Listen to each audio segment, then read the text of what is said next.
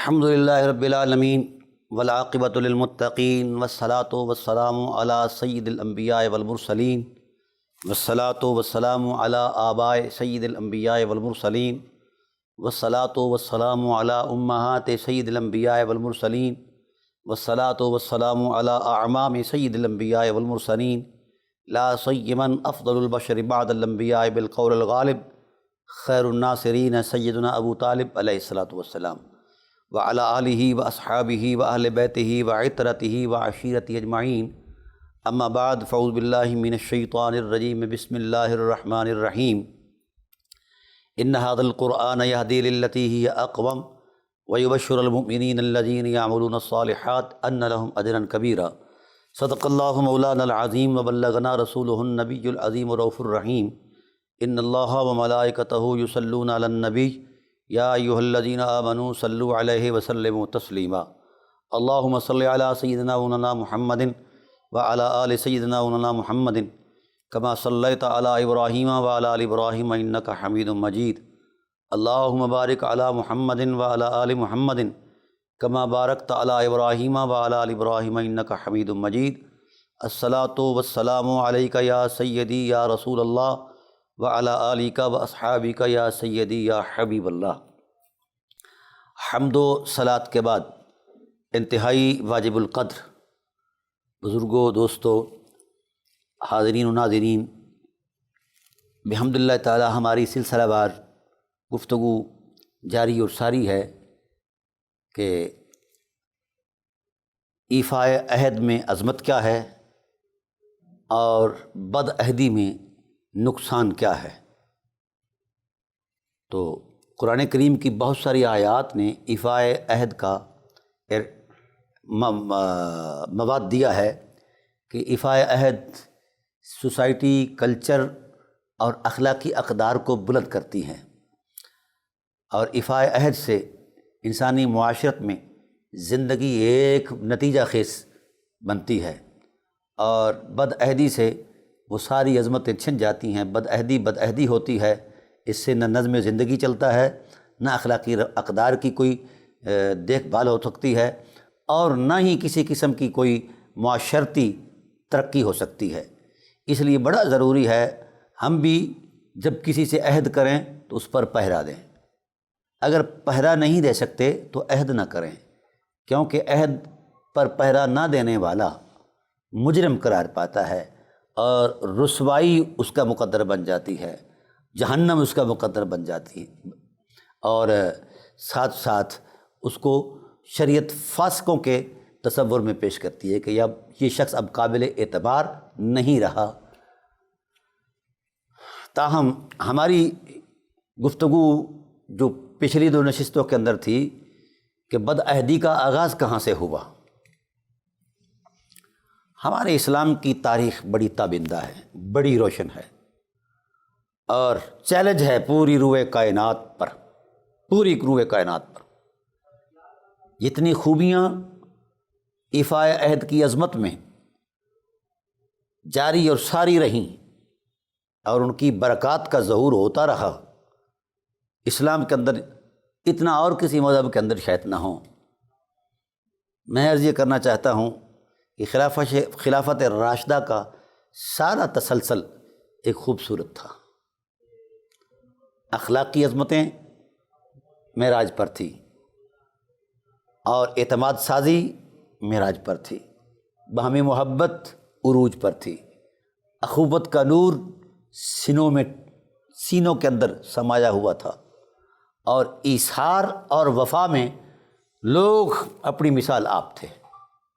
اسی لیے اللہ تعالیٰ کی ذات نے ٹائٹل کے طور پر ان کے تقدس کو بیان فرمایا ہے، رضی اللہ عنہم ورضوا عنہ ویؤثرون علی انفسہم ولو کان بہم خصاصہ۔ یہ قرآن کریم کی نصوص ہیں کہ حبیب کمال کے بندے ہیں کہ ان کی ذاتی غرضیں ان کو ڈھانپ لیتی ہیں، ان کی ذاتی ضرورتیں ان کو قابو کیے ہوئے ہیں، مگر اپنی ضرورتوں پر ترجیح دے رہے ہیں ان لوگوں کو جو ان کے پاس مہاجرین آئے یا دوسرے نادار آتے ہیں۔ یہ وہ شان ہے۔ قدم قدم پر آپ قرآن پاک میں دیکھیں گے ہر اس جذبے کی حرمت کو اللہ نے بیان فرمایا ہے، اور اس پر عظمت کے ساتھ ساتھ آخرت کا جو اجر و ثواب مرتب فرمایا، اس کی مثال اللہ تعالیٰ کی شان جو ہے، اس کی مثال آپ ہے، اس کی کوئی مثال نہیں کائنات میں ملتی۔ وجہ یہ ہے کہ اللہ تعالیٰ کی ذات نے ایفاء عہد کی ترغیب کیوں دی ہے، اس کی حکمت میں یہ بات موجود ہے کہ ایفاء عہد سے ہی کائنات کا نظم قائم ہے۔ اگر ایفاء عہد نہیں تو کائنات کا نظم قائم نہیں۔ آج بھی روئے کائنات پر جتنا بھی خلل ہے، جتنا بھی نقص امن ہے، جتنا بھی خرابی ہے، اس کے پس منظر میں صرف یہی چیز کار فرما ہے کہ لوگ بد عہد جب ہوتے ہیں تو اس طرح پھر حالات جو ہیں وہ خراب ہو جایا کرتے ہیں۔ حالات کی درستگی کے لیے ان اخلاقی اقدار کا احیاء بڑا ضروری ہے، انتہا درجے سے۔ ہم خدا سے عہد کر کے آئے ہیں، الست بربکم قالوا بلی، یہ خدا سے عہد ہے عالم ارواح کے اندر۔ پھر رسول دو عالم سے عہد ہے، پھر یہ عہد کا ایک تسلسل ہے، پھر اصحاب رسول علیہم رضوان کے عہد کا زمانہ ہے کہ کس قدر رہے خلفائے راشدین کا سارا تسلسل میں پہلی نشستوں کے اندر میں بیان کر چکا ہوں۔ تو اس نشست کے اندر یہ چیزیں اس لیے عرض کر رہا ہوں کہ آج کل ہمارے معاصر اہل علم تلخ نوائی کے ساتھ ایک جھوٹ کو پیش کر رہے ہیں جس کا نہ کوئی سر ہے، نہ پیر ہے، نہ وجود ہے، نہ اس کی حقیقت ہے، اور وہ نبوت کے ممبروں پر بولا جا رہا ہے۔ یہ بڑی افسوسناک بات ہے۔ میں گزارش کروں گا اہل علم سے، خواہ وہ کسی بھی مکتبہ فکر سے ہیں، کاش اپنے من میں تھوڑا سا جھانکیں اور قرآن کریم سے سچائی پوچھیں۔ اگر کوئی شخص صاحب مرتبہ ہے، ہمارے ہاں تو یہ ہوتا ہے کہ کبھی کسی امام مسجد سے کوئی مسٹیک ہو جاتی ہے بھولے سے یا کسی بھی صورت میں، اسے اسی وقت مصلی سے برخاست کر دیا جاتا ہے کہ تو اس اہل نہیں رہا۔ یہ ہمارا سماج ہے، معاشرت ہے، خواہ کسی مسلک کے معاملات ہوں، کوئی چھوٹی موٹی بات ہو جائے تو مصلی سے ہٹا دیا جاتا ہے کہ اب تو اس کی حرمت کے اہل نہیں رہا۔ حیرت ہے، ایک مسجد کا مسکین مولوی فوری طور پر برخاست کر دیا جاتا ہے کہ یہ حرمت مصلی کا احترام نہیں کر پایا، تو جس شخص نے ساری حرمتوں کو پامال کیا ہے، آج بڑی شان و شوقت کے ساتھ اسے بیان کیا جاتا ہے۔ تو میں ایک گزارش کرنا چاہتا ہوں پوری امت کے لوگوں سے، خواہ مجھے کوئی پسند کرتا ہے یا نہیں کرتا، لیکن بات کرنا تو میرے ذمہ ہے نا، کہ جو مظالم اس وقت ہوئے ان مظالم کے جواز کی کوئی دلیل مہیا کر دی جائے۔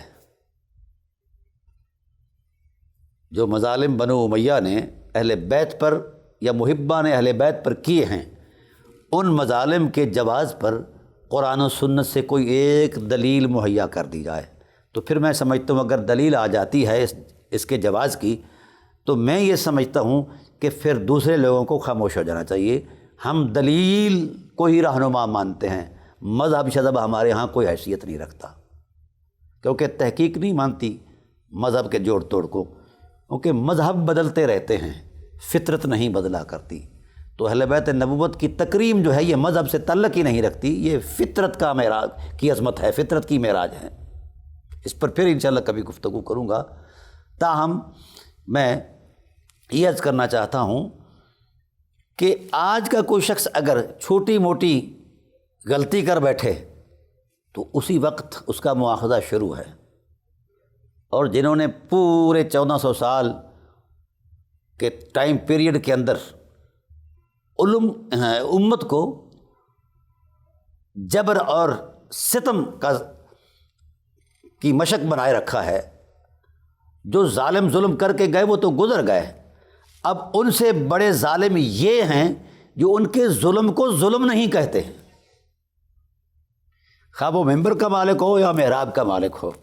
ہاں، یا تو ان کے مظالم کے جواز کی کوئی دلیل مہیا ہو جائے کہ اس جواز ایسا کرنا ان کے لیے حق تھا، یا جو کچھ کیا انہوں نے بالکل جائز کیا ہے، تو پھر تو میرے خیال میں پوری امت کو اس دلیل کی روشنی میں خاموش رہ کر ان کی اسی طرح کی تکریم کرنی چاہیے۔ اگر دلیل نہیں ہے اور یقیناً نہیں ہے تو پھر ظلم ہے، آج ہو کل ہو پرسوں، مولا کائنات کا ارشاد ہے کفر کی حکومت تو چل سکتی ہے مگر ظلم کی نہیں چل سکتی۔ اس لیے جو آج دلالی کر رہے ہیں اس ظلم کو چھپا رہے ہیں، یہ کیسے چھپ سکتا ہے؟ سورج چڑھتا ہے اور اگر بادل آ بھی جائیں تو کہیں سے بادل کا سینہ چیر کر بھی سورج آ جاتا ہے، ایسا موجود ہے۔ ہوائیں چلتی ہیں، چھٹ جاتے ہیں بادل۔ ایسے ہی آج یہ روشن دنیا ہے، کائنات ٹیلی کمیونیکیٹ ہو چکی ہے، آپ کیا چھپائیں گے؟ پہلے تو کسی کو کتاب کی حصول کے لیے مسئلہ تھا، وہاں تک اس کی رسائی مشکل تھی، سمجھنا مشکل تھا۔ اب تو بحمداللہ تعالیٰ ہر چیز آسان ہو گئی ہے۔ میں یہ چاہتا ہوں ذاتی طور پر اس فورم سے کہ ہم مل بیٹھیں، اس سلگتی ہوئی امت پر رحم کھائیں، خاص کر پاکستان کی کمیونٹی کے اندر جو اس وقت ایک مد و جزر ہے جارحیت کا، بغض کا، حسد کا اور ایک دوسرے کے خلاف زبان درازی کا، اس کو کنٹرول کریں، اس کا شافی وافی حل تلاش کریں، مستقل حل تلاش کریں۔ یہ امت ہے، یہ کسی مولوی کی ملکیت نہیں، یہ رسول اللہ کی امت ہے اور خدا کی مخلوق ہے۔ اس پر رحم کریں، اس پر رحم کریں، خدا را رحم کریں۔ جب تک ہم حق کو حق نہیں کہیں گے اور باطل کو باطل نہیں کہیں گے تب تک نہ منزل ہمارے سامنے ہے، نہ نتائج بہتر ہمارے سامنے آ سکتے ہیں، نہ ہم صحیح مسلمان ہیں نہ پاکستانی ہیں۔ امت کو اس وقت وحدت کی ضرورت ہے، اور میں سمجھتا ہوں کہ اگر مدارس دینیہ اس وحدت میں اپنا کردار دیتے ہیں تو یہ امت پر احسان ہوگا، اور اگر یہی مدارس دینیہ فتویٰ بازی شروع کر دیں، مجھے حیرت ہوتی ہے، میری ایک تحقیق پہلے آئی تھی عرفان ابی طالب کے حوالے سے، وہ میں نے سارا مسئلہ اہل سنت کی کتب سے دیکھا تو میں نے ٹائٹل پر لکھا کہ یہ کائنات کا بدترین جھوٹ ہے۔ حضرت ابو طالب علیہ السلام کو کافر کہنا یہ کائنات کا بدترین جھوٹ ہے، اور پھر میں نے اس پر پورا تبصرہ دیا 12,500 صفحے پر۔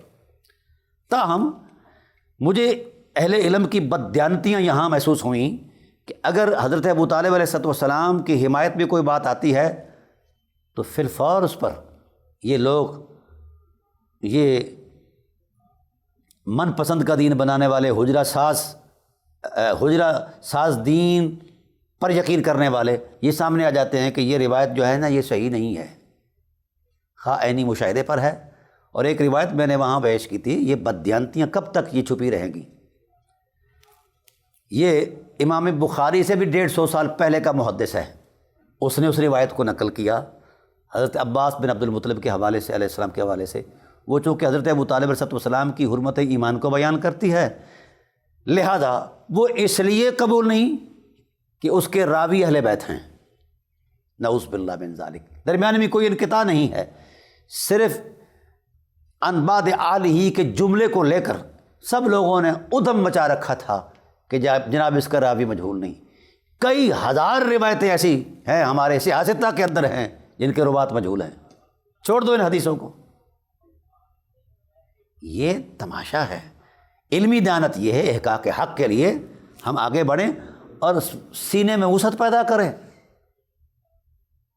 اب جو روایتیں ان کی تکفیر کے لیے ڈرامائی انداز میں پیش کی گئیں اب وہ ادھر چکی ہیں، ان کے پلے اب کچھ نہیں رہا، نہ اس کے کوئی مد مقابل کوئی چیز موجود ہے، لیکن پھر بھی تلے ہوئے ہیں کہ ہمارے فلاں امام نے یوں کہا۔ بھائی کیا ہے امام؟ قرآن سب سے بڑی عظمت ہے اور صاحب قرآن کی تصدیق سب سے بڑی عظمت ہے۔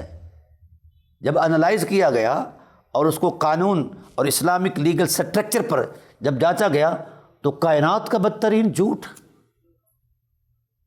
تو اس جھوٹ پر مذہب کی بنیاد اور اس کو اہل سنت کی شناخت قرار دینا کہ سنی وہی ہے، وہ المذہب المعروف اہل السنہ والجماعہ، لا حول ولا قوت الا باللہ العلی العظیم۔ اسی طرح بہت سارے جھوٹے افکار موجود ہیں ہماری کتابوں کے اندر جن کو نہ مشیت الہی مانتی ہے نہ مزاج رسول مانتا ہے، اور ہر مذہب کے اندر ہیں۔ اگر ہم اس طرف آ گئے تو کچھ بھی نہیں بچے گا کسی کے پاس، یہ ٹریڈ کمپنیاں ادھر جائیں گی۔ میں پھر گزارش کرتا ہوں کہ میری کسی کے ساتھ کوئی مخاصمت یا مخالفت نہیں، میں چاہتا ہوں کہ امت پر، پاکستان پر، اسلام پر رحم کیا جائے۔ کوئی بڑا امامہ باندھ کر بیٹھ جاتا ہے، کوئی جبہ پہن کر بیٹھ جاتا ہے، کوئی کبے میں آ کر جناب والا اپنی شرارت کا ڈھول بچاتا ہے، یہ اب نہیں چلے گا۔ اب الحمدللہ دنیا بیدار ہو چکی ہے، اور اہل بیت علیہم الرضوان کو بالخصوص بہت سارے سٹیجوں پر پس منظر میں رکھا جا رہا ہے۔ کیوں بھائی؟ قربانیاں بھی اہل بیت دیں، خون بھی اہل بیت دیں، اور پس منظر میں بھی یہی رہیں۔ کتنی ناانصافی ہے اس امت کی، اہل علم کی، اس مصنوعی تصور دین کی جو ملا اعظم نے پیش کیا ہے۔ قرآن کریم ایک شخص کی حرمت کو بیان کرتا ہے،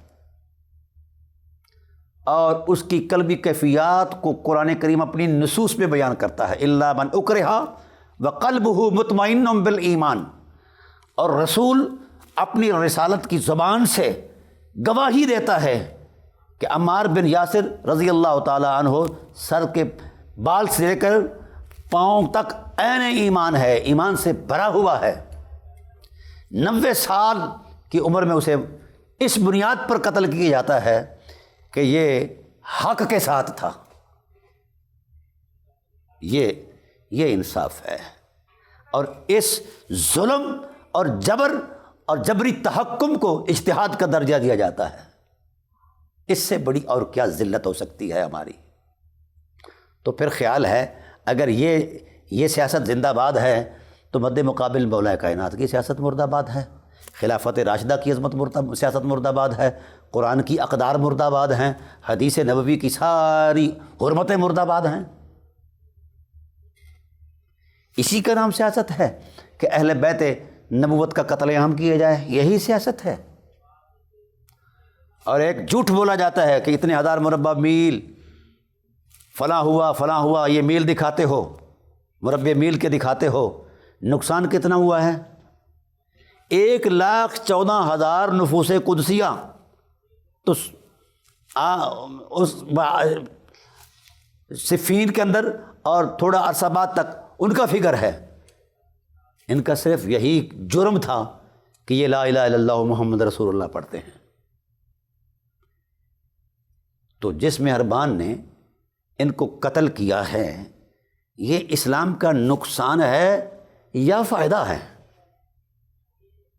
جو اسلام کو برباد کرے وہ زندہ باد ہے، جو اسلام کے لیے 4 نسلوں کا خون دے وہ مرد آباد ہے۔ یہ بہت بڑی بات ہے۔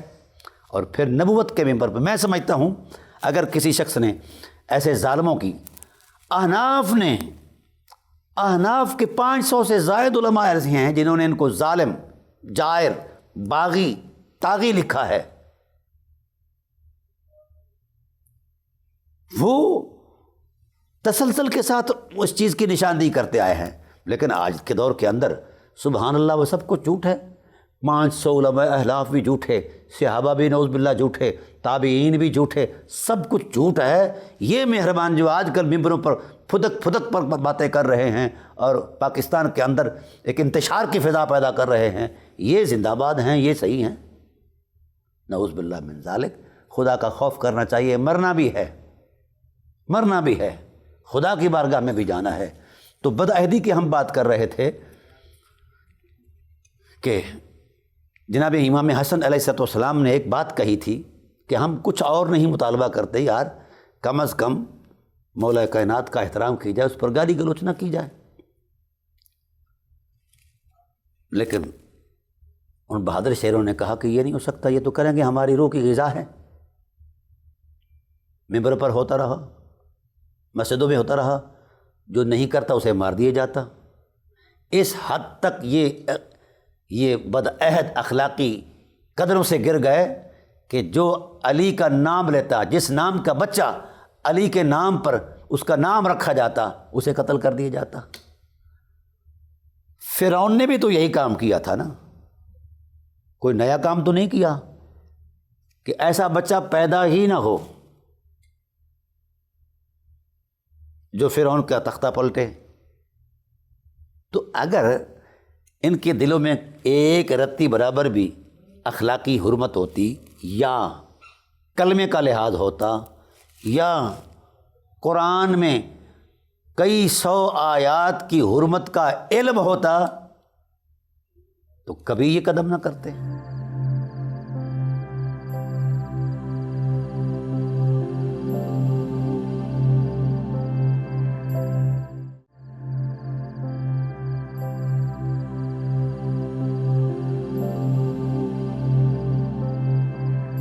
مسعود حضرت عبداللہ ابن عباس نے فرمایا، ایک طرف ہم دعویٰ کر رہے ہیں کہ یہ جناب حضرت مجتہد ہیں، ٹھیک، بھائی مجتہد کون ہوتا ہے؟ جو علوم قرآن سے وابستہ ہو اور مہارت رکھتا ہو۔ مجتہد وہ ہوتا ہے جو احادیث طیبہ پر مہارت رکھتا ہو، اصول اور فروع پر مہارت رکھتا ہو، اس میں اخلاقی لیاقت بھی ہو اور ذہن رسا بھی رکھتا ہو۔ کتنی شرائط ہیں مجتہد کے لیے۔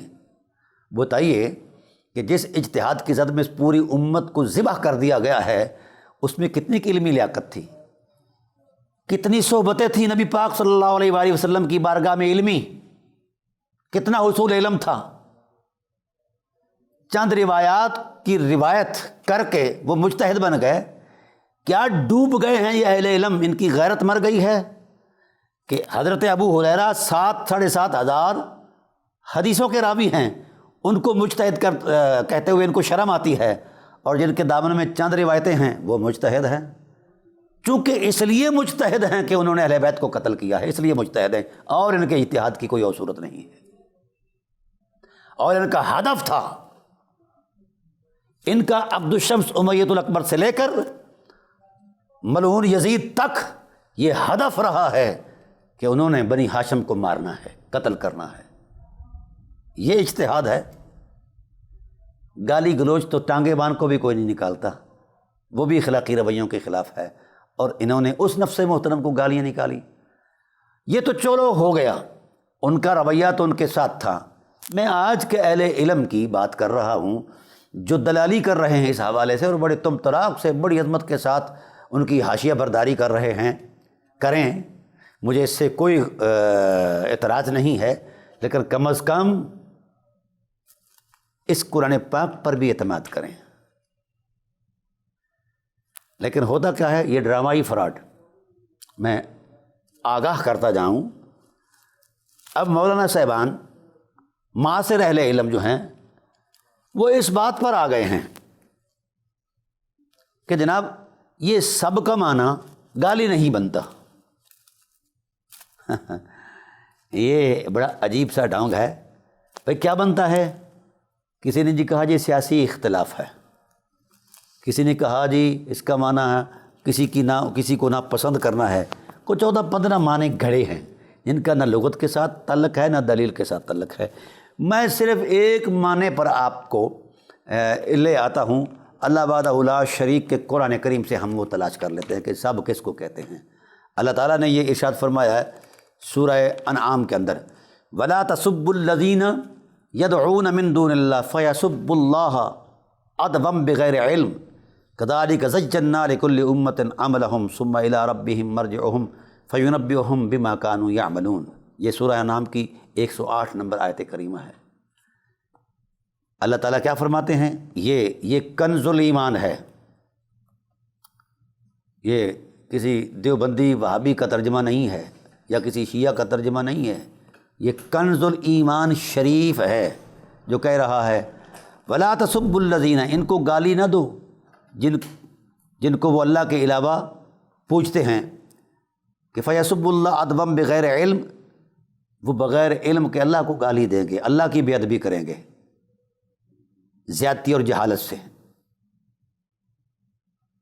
اب قرآن کریم کی نص سے بڑی بھی کوئی دلیل ہے؟ یہاں تو سب کا معنی گالی ہے، اور جب یہ سب عمومی مہربان کریں تو وہاں معنی ہی بدل جاتا ہے، روایت کا تشخص ہی بدل جاتا ہے۔ علم کی حیات قضائیہ ہی بدل جاتی ہے، فکر کی اپنا جو ہے فکری پرواز بھی خط بدل جاتی ہے، شعور کے دریچے بدل جاتے ہیں، احساس خم زدہ ہو جاتے ہیں۔ یہ کیا ڈرامہ ہے؟ اب ان صاحبوں کی بات کو مانا جائے یا اللہ کے قرآن کو مانا جائے؟ بھائی دلیل سے، اعتدال سے اور دلیل سے۔ لیکن ان مہربانوں کے پاس دلیل کی کوئی حیثیت نہیں ہے۔ جو قرآن کی قدروں کو پامال کرتا ہے وہ ان کے ہاں مجتہد ہے، جو شریعت کی قدروں کو پامال کرتا ہے وہ ان کے ہاں مجتہد ہے۔ اجتہاد کس کو کہتے ہیں؟ دو دلیلیں آپس میں معارض آ جائیں اور مجتہد کسی ایک دلیل کا انتخاب کر کے اپنے مذہب کی بنا رکھے، حالانکہ حق دوسری دلیل میں ہو، تو یہ اجتہاد ہے، اجتہادی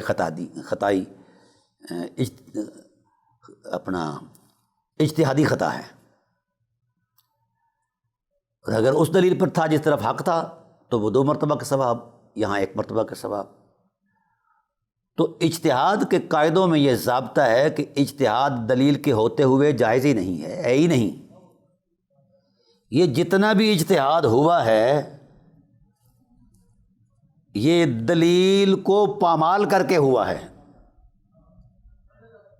قرآن کہتا ہے وَمَن يَقْتُلْ مُؤْمِنًا مُتَعَمِّدًا فَجَزَاؤُهُ جَهَنَّمُ خَالِدًا فِيهَا وَغَضِبَ اللَّهُ عَلَيْهِ وَلَعَنَهُ وَأَعَدَّ لَهُ عَذَابًا عَظِيمًا۔ جس نے مومن کو دانستہ قتل کیا اس کے لیے عذاب ہے، جہنمی ہے وہ شخص۔ اور جنہوں نے حضرت حجر بن عدی رضی اللہ تعالیٰ عنہ جیسے صوفی صحابی کو قتل کیا اس شوق سے کہ یہ علی کا نام لیتا ہے احترام سے، بولیے یہ کدھر جائے گا؟ یہ کون سا اجتہاد ہے؟ معاصر اہل علم کی بارگاہ میں عرض کرتا ہوں کہ اجتہاد اور فساد کے درمیان امتیاز قائم رہے۔ جو اجتہاد بنتا ہے اسے کہو، جو اجتہاد نہیں بنتا اسے اجتہاد کے کھاتے میں نہ ڈالو۔ اجتہاد ایک مقدس مرتبہ ہے، منصب ہے۔ پہلے اپنے مجتہد کے درمیان دل کے اندر، ذہن اور نقوش علم کے اندر مرتبہ اجتہاد کو جو مطلوب علمی قوائف ہیں وہ تو پورے کرو۔ جتنی بھی روایات ہیں 100 سے کچھ اوپر ہیں مقررات ملا کے اس مہربان مجتہد کے دامن میں۔ اب میں نے جائزہ لیا مقررات ملا کے کتنی بنتے ہیں۔ اگر مقررات کو ہٹایا جائے تو پھر 46-47 روایتیں بنتی ہیں۔ اب اس مہربان مجتہد کی جو عملی صورتحال ہے، جتنی روایات بیان کیاں ہر روایت کے مد مقابل اس کا عمل اس کے خلاف ہے۔ اب ہمارا سکول آف تھاٹ جو ہے حنفی ہے، وہ یہ کہہ رہا ہے کہ جناب جب راوی اپنی روایت کردہ روایت کے خلاف چلے تو 2 صورتیں ہیں، یا تو وہ روایت اس کے ہاں منسوخ ہیں، اور اس پر شرط یہ ہے کہ وہ اس کا نسخ بیان کرے، اور اگر وہ منسوخ نہیں ہیں تو پھر راوی کا اگر روایت کردہ جو معاملہ ہے وہ اس کے خلاف اس کا عمل کرتا ہے تو پھر وہ راوی عادل نہیں رہا، نسخ نہیں دیتا تو پھر عادل نہیں رہا۔ اب میں چاہوں گا معاصر اہل علم سے کہ اس مہربان سے آپ روایات کے خلاف عمل کرنے کی بنیاد پر اس کا نسخ جو ہے، ناسخ جو ہے دلیل کی صورت میں وہ مہیا کر دیں۔ نہیں ملے گا، قیامت تک آپ کو وقت دیا جاتا ہے۔ پھر دوسری صورت یہ ہے، آپ کے ضابطے کے مطابق، میں نے تو کوئی ضابطہ کبھی نہیں بنایا، وہ یہ ہے کہ اگر راوی اپنی روایت کے خلاف کرتا ہے تو گویا اس کا حدیث پر اعتماد ہی نہیں ہے۔ شراب نوشی کی حدیث اسی مہربان کی زبان سے ہے کہ حرام ہے، لیکن حضرت بریدہ اسلمی کی شہادت ہے عینی کہ مہربان شراب پیتے رہے اور کہتے رہے کہ مجھے عرب کا شراب اور شباب بڑا پسند ہے۔ تو یہ ساری چیزیں مد نظر رہنی چاہیے۔ پھر آپ ان کے مرتبے کو، ان کے کردار کو، ان کے رویوں کو، مجھے کوئی غرض نہیں ان سے اور نہ ہی کوئی اس قسم کی کوئی قدغن ہے۔ میں تو صرف رویے کوڈ کر رہا ہوں کہ اگر وہ چیزیں میرے اندر بھی ہوں تو میں بھی اسی زد میں ہوں جس زد میں زید عمر بکر ہے، اور اگر مجھ میں نہیں ہیں تو مجھے ان سے الگ رکھا جائے۔ یہ ایک قانون ہے، ایک ضابطہ، ایک نظام، ایک سسٹم ہے۔ تاہم یہ میں نے بڑا دیکھا ہے کہ یہاں شریعت بدل گئی، قرآن کی آیتوں کی تحریف کی گئی مانوی، پھر بھی سب کچھ جائز ہے، سب کچھ جائز ہے۔ حضرت ابو طالب علیہ السلام کی بابت میں نے نشاندہی کی ہے کہ کتنی آیات کی مانوی تحریف ہوئی ہے، لیکن کوئی بندہ ٹس سے مس نہیں ہے، ٹھیک ہے۔ اور یہ کوئی نہیں چاہتا کہ ہم ریفائن کر دیں اس سارے ذخیرہ علم کو، اب تو ٹیلی کمیونیکیٹ ہو گئی ہے، وہ ذخیرہ علم منظر عام پر آئے جس میں امت کو خوشبو ملے، امت کو وحدت ملے، امت کو شفقت ملے، امت کو شیلٹر ملے، امت کو تحفظ ملے، امت کو وقار ملے، اور امت کو رواداری ملے، امت کو باہمی عظمت ملے، اور امت اپنی اس عروج کی طرف جائے جس عروج کی نشاندہی قرآن کر رہا ہے، یہ صاحب قرآن نے کی ہے۔ لیکن اس طرف ہم نے جانا ہی نہیں، کیونکہ مفادات زد میں آتے ہیں، دکانداری زد میں آتی ہے۔ اب ہر ایک مکتبہ فکر نے اپنے حلقے تشکیل دیے ہوئے ہیں، اور اس مکتبہ فکر کے لوگ دوسرے مکتبہ فکر کی حق بات کو بھی ماننے کو قبول نہیں ہیں، پسند نہیں کرتے، قبول نہیں کرتے۔ وہ قرآن کی آیت بھی پیش کرے، وہ کہتے ہیں کہ نہیں جی میرے مسلک کے مطابق نہیں ہے۔ اب تو بھائی یہ الذین جعل القرآن عرین، کل قیامت کے دن کہے گا رسول، اے اللہ اس امت نے قرآن کو ٹکڑے ٹکڑے کیا تھا، کیا جواب دیں گے ہم، میرے سمیت آپ لوگ کیا جواب دیں گے ہم، کیا جواب ہوگا ہمارے پاس؟ کچھ بھی نہیں ہے۔ اگر قرآن کریم کی نصوص میں اس طرح کی کوئی صورت ہے تو اس پر دلیل قائم کی جائے کہ قرآن کہتا ہے کہ بٹ جاؤ، فرقے فرقے ہو جاؤ، جماعتیں بناؤ، یہ بناؤ، اور جناب مسلک بناؤ، مشرب بناؤ، اس قسم کی کوئی صورت ہے تو قرآن کریم نے تو فرقہ واریت کو شرک سے بھی بدتر قرار دیا ہے۔ تاہم بات دور نکل جائے گی، بات ہو رہی تھی کہ عہد و پیمان کوئی بھی توڑے وہ ظلم ہے، خواہ بڑا ہو تو بھی ظلم ہے۔ یہ حدیث ہماری روایتوں کے اندر موجود ہے، ہماری کتابوں کے اندر، کہ اگر کوئی عورت چوری کے الزام میں پکڑی جاتی ہے تو سفارشوں کی جناب انبار لگ جاتے ہیں، تو صاحب شریعت کہتے ہیں کہ غلط بات ہے۔ پہلی قومیں اسی لیے برباد ہوئیں کہ کوئی با اثر جرم کرتا تو اس کو چھپا لیا جاتا، اور کوئی غریب کرتا تو اس کو دبا دیا جاتا۔ لیکن میں ایسا نہیں کروں گا، اس سٹیج پر اگر میری بیٹی بھی آ جائے تو مواخذہ شریعت اس سے بھی کرے گی۔ تو حیرت ہے، یہی وہ صاف اور شفاف شریعت ہے جس کا روشن حوالہ قرآن پاک کے اندر بھی موجود ہے، حضور کی سیرت کے اندر بھی موجود ہے، اصحاب رسول کے طرز عمل کے اندر بھی موجود ہے۔ تو کیا خیال ہے، طاقت کے سامنے شریعت جھک جائے؟ ہم نے وہی کچھ کیا ہوا ہے جو میں عرض کر رہا ہوں، طاقت کے بل بوتے پر شریعت جس طرح چاہو مروڑ دو، ایسا نہیں ہے۔ تو اگر کرنا ہی ہے آپ لوگوں نے تو کم از کم خدا کے لیے قرآن کا حوالہ نہ دیا کریں، صاحب قرآن صلی اللہ علیہ وآلہ وسلم کا حوالہ نہ دیا کریں۔ اس لیے انتہائی ضروری گزارش ہے کہ قرآن کو نہ بدلو، کہ جب سب کا معنی قرآن یہ کہہ رہا ہے، کر رہا ہے، اور یہ کنز الایمان شریف کے اندر موجود ہے، تو پھر وہاں جا کر سب کا معنی کیسے بدل گیا ہے؟ ذرا مجھے تو یہ سمجھایا جائے۔ میں ایک تحقیق کا طالب علم ہوں، اس لیے میں کسی مذہب کے تناظر میں بات کرنا پسند ہی نہیں کرتا، ٹھیک ہے؟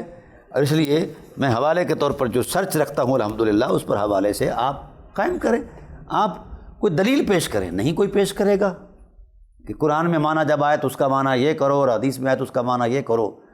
اب اس تعویل جو تقتلہ فئۃ الباغیہ یدعوہم الی الجنۃ ویدعونہ الی النار، کہ عمار بن یاسر کے جو قاتل ہیں وہ باغی بھی ہیں اور داعی الی النار بھی ہیں، کیا تعویل کی جائے گی؟ کس کے پاس تعویل کی ضرورت ہے؟ ہاں، اس حدیث کا انکار بڑا آسان ہے، وہ کر لیا جائے کہ رسول اللہ صلی اللہ علیہ وآلہ وسلم نے نعوذ باللہ من ذالک نقل کفر نباشد، یہ بات صحیح نہیں کہی، یا لا ابالی میں کہہ دی ہے، نعوذ باللہ، تو پھر تو شاید ہو سکتا ہے کوئی مان لے، ورنہ یہ متواتر حدیث ہے، اور یہ سب لوگ جانتے تھے اس وقت، اور اسی وقت کئی اصحاب رسول لوٹ آئے تھے اس طرف کہ جدھر حضرت عمار گئے ہم ادھر جائیں گے، کیونکہ یہ حق ہے۔ میں جو ناانصافی کو ننگا کر رہا ہوں وہ یہ ہے کہ عمار بن یاسر وہ شخص ہے جس کی حرمت کو کروڑوں سلام، لاکھوں لا تعداد ان کی عظمت کو سلام، اس اسلام کی حرمت اور بقا کے لیے اور اسلام کی غیرت مند سوسائٹی کی عظمت میں جس شخص نے سب سے پہلے قربانی دی ہے، جو سب سے پہلے شہید ہوئے ہیں، وہ حضرت عمار بن یاسر کی ماں ہیں یا بابا ہیں۔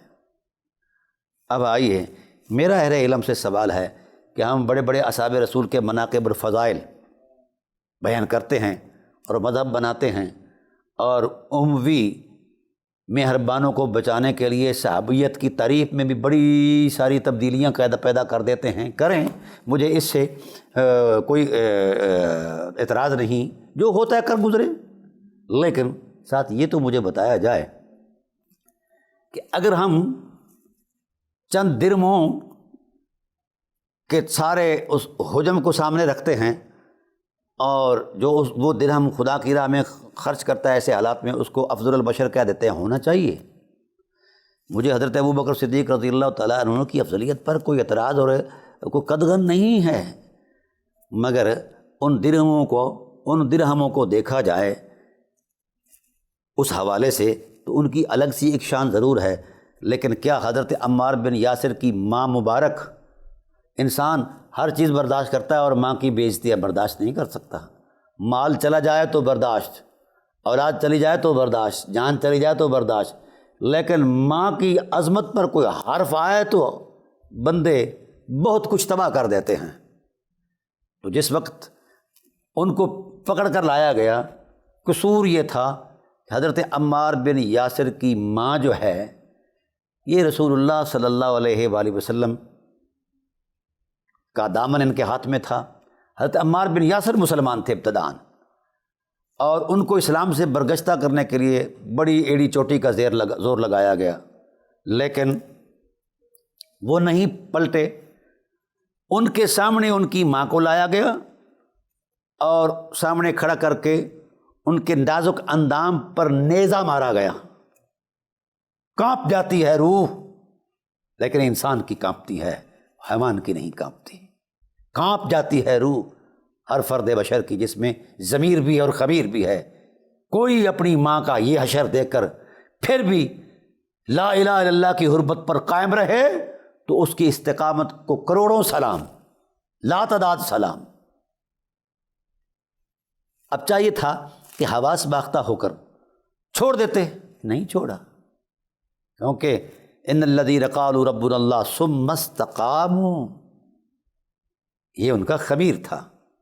باپ کو لایا گیا، ٹانگوں میں رسا باندھا گیا، مخالف سمت اونٹوں کو باندھ کر دوڑایا گیا، باپ کے ٹوٹے ہو گئے۔ اللہ اکبر۔ مجھے بتاؤ ترازو کر کے، روح کائنات کے اہل علم، اس خون کا کوئی مقابلہ ہے کائنات میں؟ ماں بھی شہید رسول اللہ کی ذات پر، بابا بھی شہید، اور خود بھی 90 سال کی عمر میں شہید۔ اب بتائیے، یہ جو شہداء کا خون ہے، اس کا ترازو کوئی کر سکتا ہے؟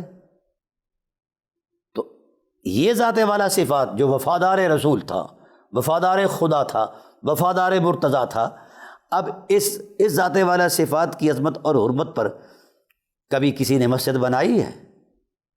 شرم آنی چاہیے۔ قاتلوں اور ظالموں کے نام پر مسجدیں، اور مظلوموں اور مقتولوں کے نام کا تصور ہی کوئی نہیں ہے۔ یہ دین ہے؟ اسی کو ہم فراڈ کہتے ہیں، جھوٹ کہتے ہیں، غداری کہتے ہیں۔ کیوں نہیں یہ مکاتب فکر کے لوگ اس طرف خیال کرتے؟ حضرت عمار بن یاسر چھوٹے بندے ہیں، ان کی تھوڑی قربانیاں ہیں۔ لائیے اپنی تاریخ کے اندر اس طرح کی کوئی بات، کوئی حقیقت کہ ماں بھی رسول اللہ کی ذات پر قربان، باپ بھی اور آپ بھی، اور یہ محض خیال یا تاریخی پس منظر کا حوالہ نہیں، یہ حقیقت ہے، اور قرآن کریم نے اس کی گواہی دی ہے۔ الا من اکرہ وقلبہ مطمئن بالایمان، یہ قرآن پاک کی نص ہے۔ دربار رسالت میں جب لایا گیا ان کو، تو کسی نے آ کر شکایت کر دی کہ یا رسول اللہ، آپ کا غلام جو ہے یاسر، عمار جو ہے، وہ اس طرح کی ناگفتہ بات کر رہا ہے۔ آپ نے فرمایا اس کے دل میں ہم رہتے ہیں، ایسا نہیں ہے۔ ان کو لایا گیا تو حضرت عمار بن یاسر رضی اللہ تعالیٰ عنہ سے حضور نے پوچھا کہ جب اس طرح کے حالات درپیش تھے تو اے اے عمار بتا تو صحیح تیرے دل کی کیفیت کیا تھی؟ تو پھوٹ کر کہا جہاں پناہ عالم تیری چاہتوں کی قسم، اس دل میں تیرے سوا کچھ تھا ہی نہیں، تیری چاہتوں کے علاوہ، تیرے پیار کے علاوہ کچھ تھا ہی نہیں۔ تو اسی وقت اس تائید میں قرآن آ گیا اور کہا میرے حبیب یہ بات بالکل ٹھیک کر رہا ہے، میں اپنی قدرت کی نگاہوں سے تک رہا ہوں کہ یہ شخص تیرے پیار کی چاہتوں میں ڈوبا ہوا تھا، اسے کچھ نظر نہیں آیا۔ اگر اس کی زبان سے کوئی ایسا کلمہ سرزد ہو گیا ہے تو وہ دل اس کی زبان کے ساتھ نہیں تھا، اس لیے میرے حبیب اس کا مواخذہ نہیں، اس کا استقبال بنتا ہے۔ تو ناظرین کرام، آج تک کسی سٹیج پر الگ سے حضرت عمار بن یاسر رضی اللہ تعالیٰ عنہ کی حرمت کے لیے کوئی پروگرام ہوا؟ ایک بھنگی مر جائے، چوگا شوگا اس نے متیر شتیر پکڑی ہو، مر جائے تو چوتھے دن اس کا عرس، مولوی صاحب کی ماں مر جائے اس کا عرس، پیر صاحب کا باپ مر جائے اس کا عرس، اور جہاں سے یہ عرسوں کی خیرات ملی ہے کبھی ان کا بھی عرس ہوا ہے؟ نہیں۔ ہم حق کی طرف کیوں جائیں؟ کیوں مفادات زد میں آتے ہیں؟ اس لیے میں گزارش کرتا ہوں ماہ مبارک کی مقدس ساعتوں کے اندر کہ حق کو پہچانیے، حق کی طرف آئیے۔ حق کدھر ہے؟ جدھر علی ہیں، جدھر علی ہیں حق ادھر ہے، علی کے علاوہ کہیں حق نہیں ہے، علی کے مد مقابل کے پاس کوئی حق نہیں ہے۔ لہذا ان کی تکریمات کا جو تصور ہم دے رہے ہیں یہ ذاتی ہے، دلیل اس کو نہیں مانتی۔ انشاءاللہ اگلی نشستوں کے اندر بھی ہم اس پر گفتگو کریں گے۔ بد عہد کوئی ہو، کوئی قابل تکریم نہیں ہے، خواہ کوئی ہو۔ وما علینا الا البلاغ المبین۔